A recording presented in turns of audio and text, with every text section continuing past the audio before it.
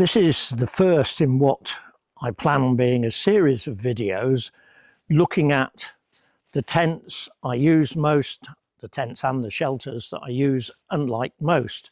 An idea suggested by Hilleberg 299, who said she'd be interested in seeing my comments on this. So thank you for that suggestion. Now, she said she'd like to see on current tents, i.e. ones I'm using now and obviously ones that are currently available, rather than presumably tents from a long time ago that you can't buy anyway. But the first tent I'm going to start with has in fact been around for 30 years. This is the anniversary this year of its launch, and that is the Hilleberg Akto. Now, I have undoubtedly used this tent far more than any other.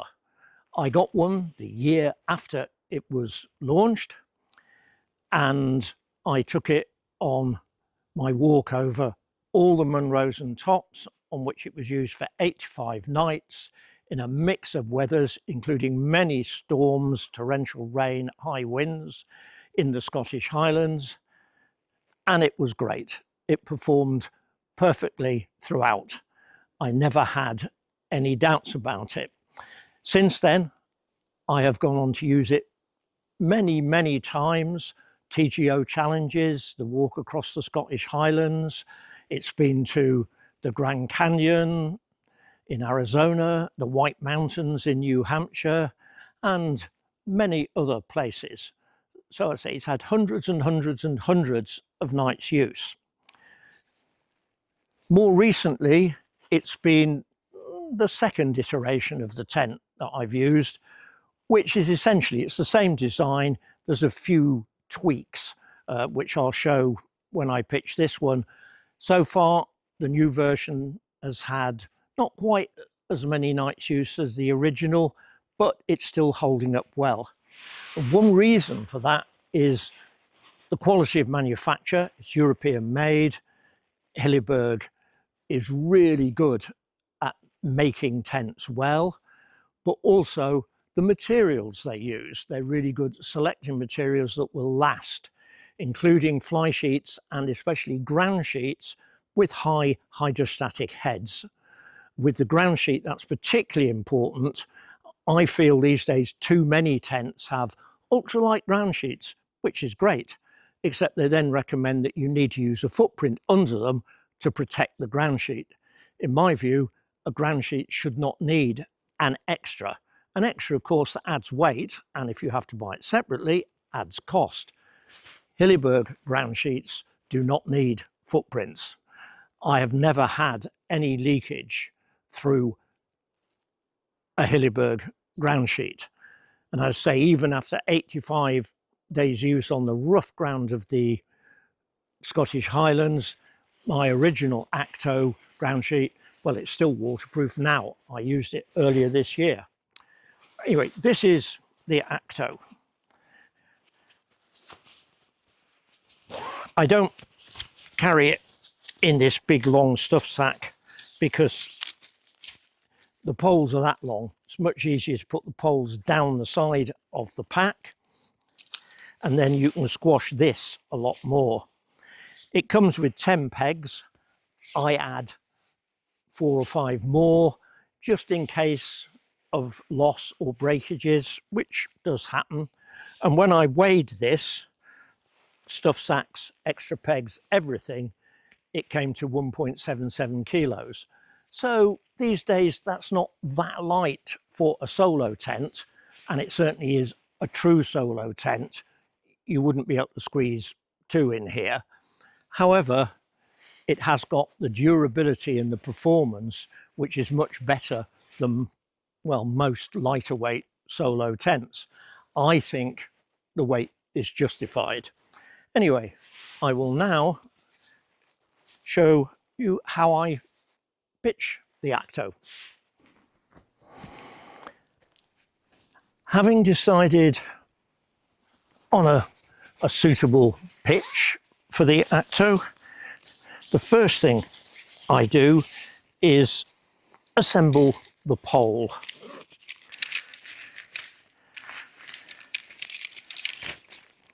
It does come with a spare pole section with instructions just in case a pole breaks. That can go back in the bag, and the bag can go on the ground. It won't blow away, there's not much wind today. I put it in the pack if there was, and I put the pole together carefully. I don't snap it out in a long line with a sort of whiplash, which looks exciting, but is a good way to damage the pole. Poles are most vulnerable when you're putting up and taking down the tent. I will then put the pole over to one side where I'm not going to tread on it, and take the tent and the pegs out of the stuff sack.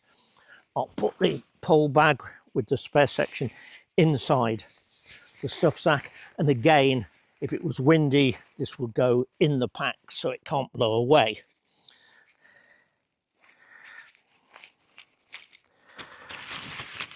I'll take out 2 pegs. Now, assuming the wind is coming this way, I mean this gentle breeze is coming this way, it's not enough to affect pitching the tent, but assuming it was, I want to pitch the end that's into the wind first so that it doesn't blow over that way.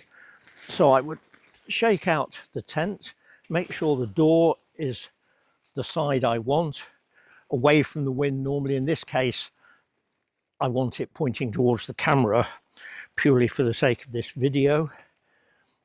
And once I've shaken it out, I then peg down the rings at each corner of these short end poles, which there's 2 at each end.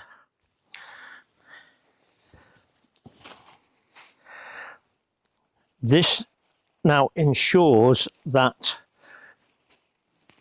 the tent will not blow away if there's a strong gust of wind, especially if I get the pegs in far enough. That's it.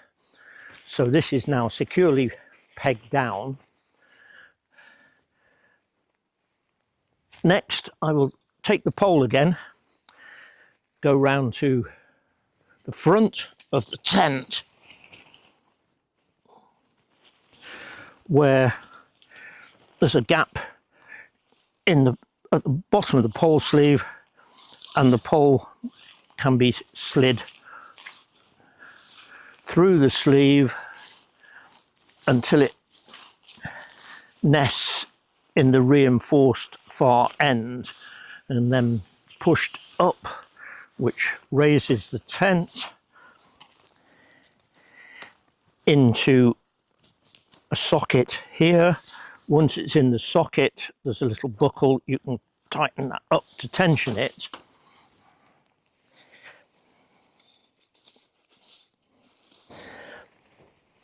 And then move to the other end and pull the tent out tight here so there's tension on the length, and peg out the 2 D-rings at this end.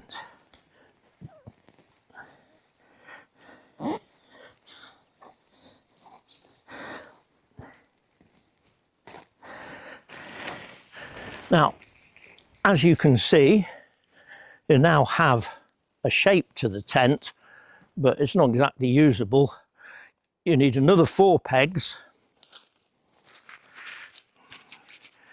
for the guy lines on each of the short poles.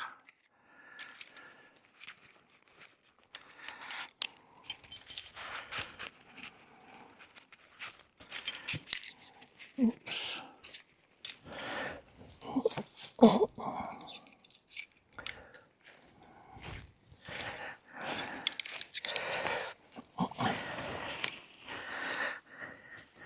These guy lines are double guy lines with 2 line locks on them for adjustment. When the ground, as it is here, is reasonably soft, the pegs will generally go in wherever you want them to. But obviously, if it's stony, you might have to adjust the line locks and move the guy line and the peg around a bit until you can get it into the ground.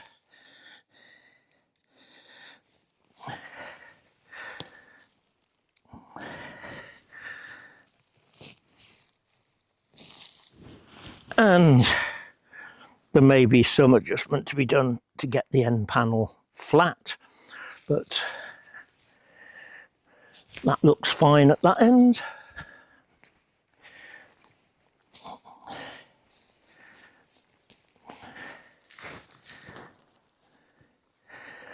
And now we do the same at this end.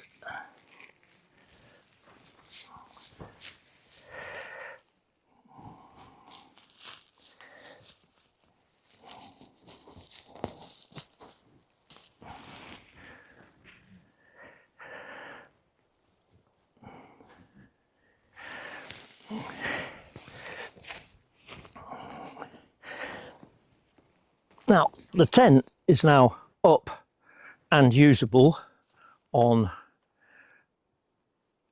8 pegs. The main guy lines, the really long ones that are attached to the main pole, which again have 2 line locks on them. It's a double guy again.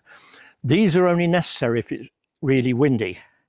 That said, I virtually always use them just in case the weather changes during the night, which may be sometimes a bit cautious, but I'd rather be cautious than have to get up and make adjustments, you know, at 2 o'clock in the morning in the pouring rain.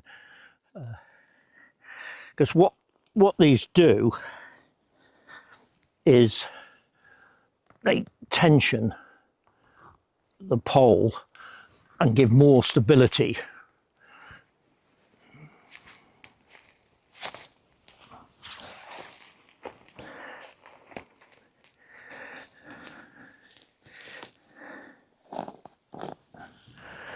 And the tent is now up. Can do bits of adjustment to smooth out any pieces as much as you want, but essentially the tent is now up, ready for use. You can see there the tension on the pole. It does not move very much in any direction. Right, that's the tent up, and now I will look at the various features and why I like the Akto.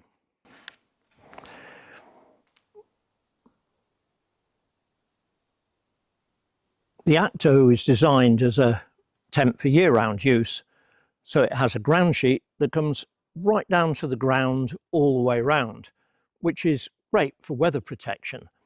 However, obviously sealing the tent like that can mean condensation unless there's ventilation. But the Akto does have pretty good ventilation for a tent like this. Above the door on the latest version, there is a hood over the zip, which is wired to keep it standing up.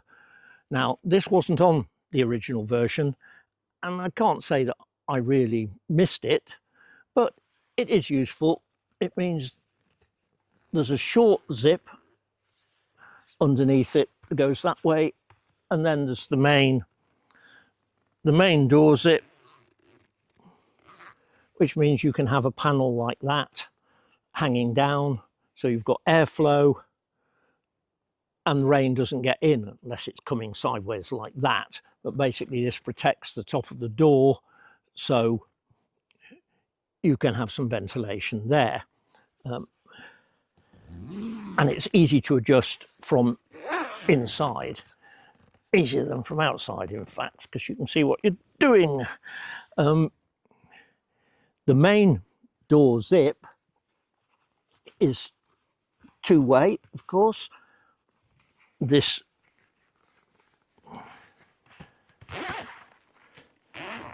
so you can have as much of the door open as you want without the whole thing being open for ventilation, and you can adjust that as needed, which is also useful. But as well as a high vent like this, a tent needs a low vent. If it's to be effective, you want airflow that comes into the tent low down and takes moist air out of the higher vent. And the Akto has got low vents. At each end there are small protective panels coming out like this. Those ensure that rain is not going to go under there unless it's coming upwards almost. And underneath there is a zipped panel. And when undone, you can see you have good ventilation through to the inner. This, I think, is significant in helping with condensation. There's one of those at both ends. I generally leave them undone to have maximum ventilation. If snow is blowing, I might do them up. If there's a cold wind blowing in at one end, I might do them up. But 90% of the time, these stay like this.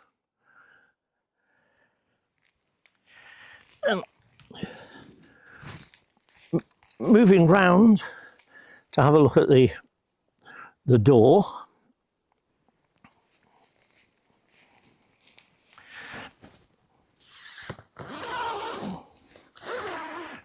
The door opens up half the side of the tent, rolls away, has a toggle and an elastic loop to hold it in place.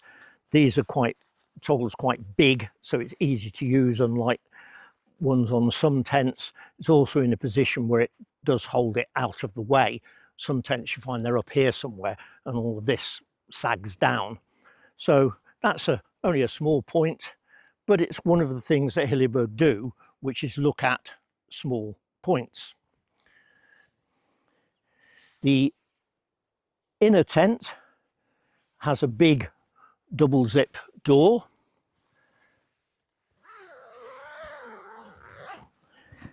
Which goes all the way along the side and extends to there.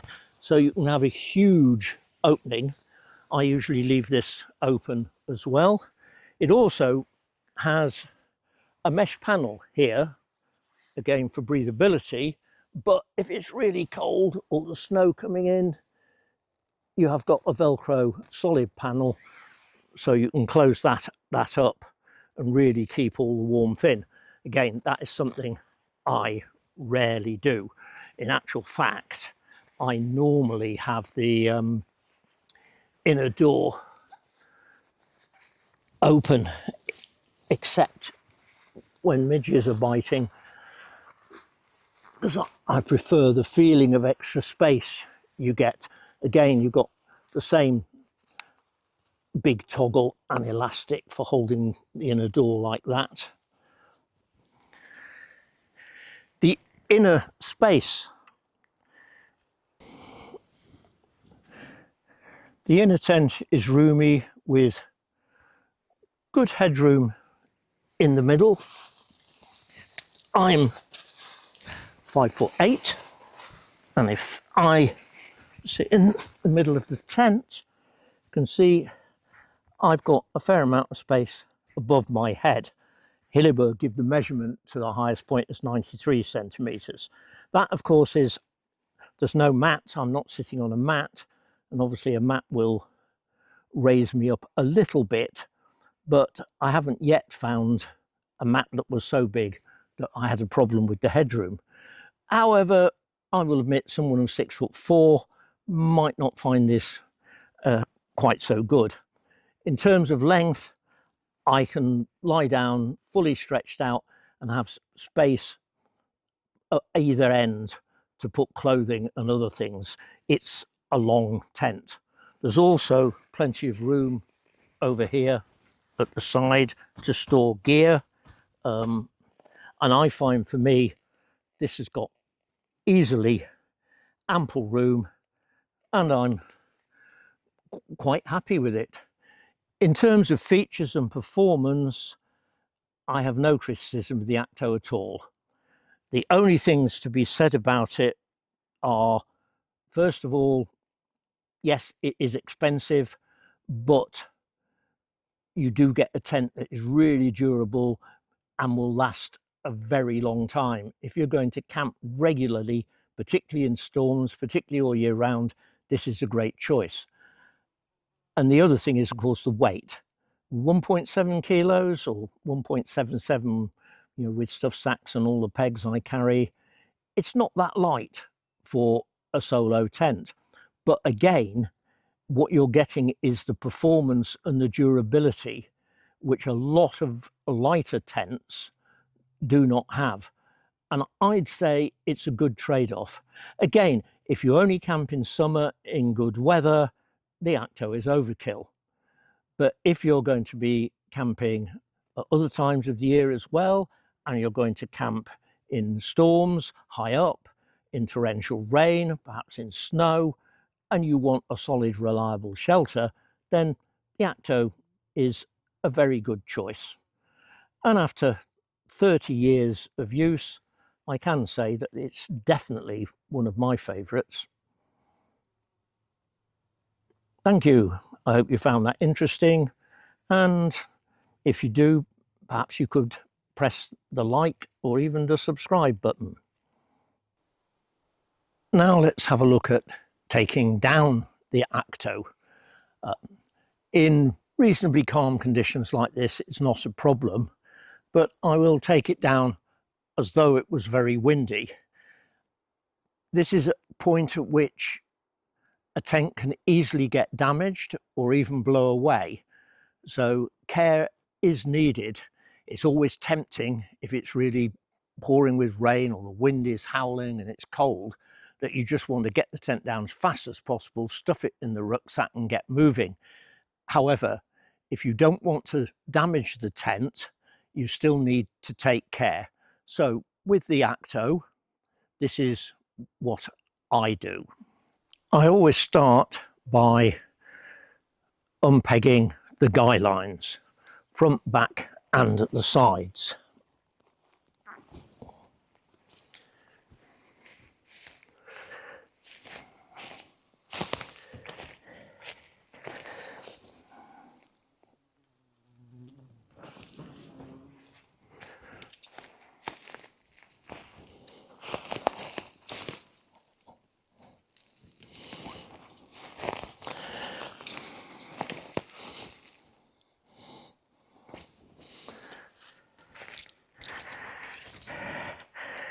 And put the pegs down somewhere together.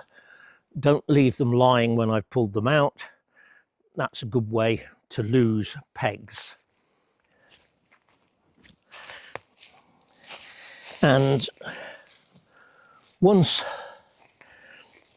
all the guy line pegs are out, the tension on the pole has been slackened.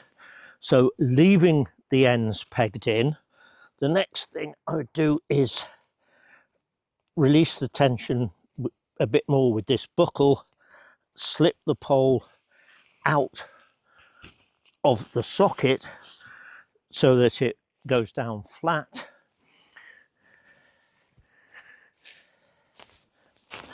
and then push the pole out of the sleeve. Pushing is important because if you pull, chances are the pole will come apart, the sections will come apart inside the sleeve, and it can then be very difficult to feed it through.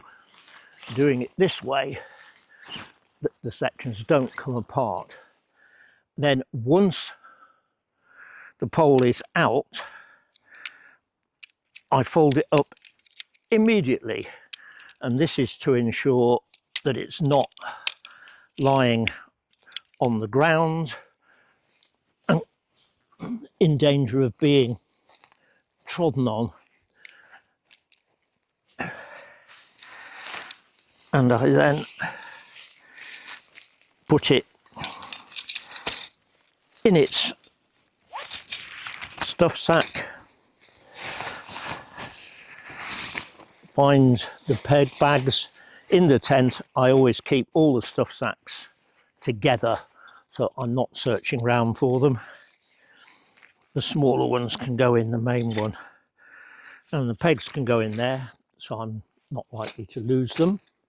Now, if it was very windy, this would be thrashing about a fair bit because it's loose. So for unpegging the ends, if the slight breeze is coming that way, it's not strong enough to make any difference. However, if it was a stronger wind, I would unpeg this end first. If I unpeg that end and the wind's coming that way, then this will flip over and start thrashing around over there. So I will start with this end, take out the two pegs, keeping hold of the tent if it's very windy, put the two end poles together and start to roll it up. Now, the ground is dry at the moment. If it was wet, I would either think, well, I'm going to get wet legs anyway, or I'd have over trousers on. But roll this up almost to the end, and of course, if the wind catches it, if I let go by mistake, it's still pegged in.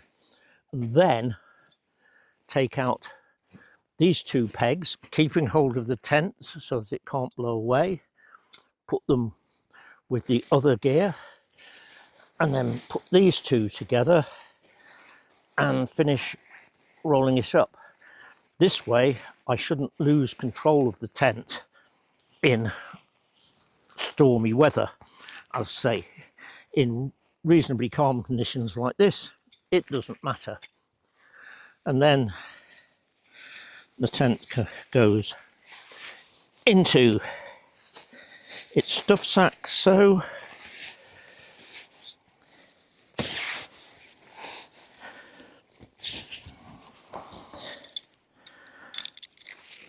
and it's joined by the pegs, but not the pole, because as I showed when I was taking the tent out, it's easier to have the pole going down into the pack like that, and then the tent can be more compressed for packing in. Anyway, the tent is now down. If it's dry, it goes in the top of the pack. If it's wet, it either gets strapped, depending on the pack, gets strapped on the outside, or ideally shoved in a big mesh pocket where it can slowly drain. I put it in with the opening of the stuff sack pointing down, but also so that it can't wet things inside the pack.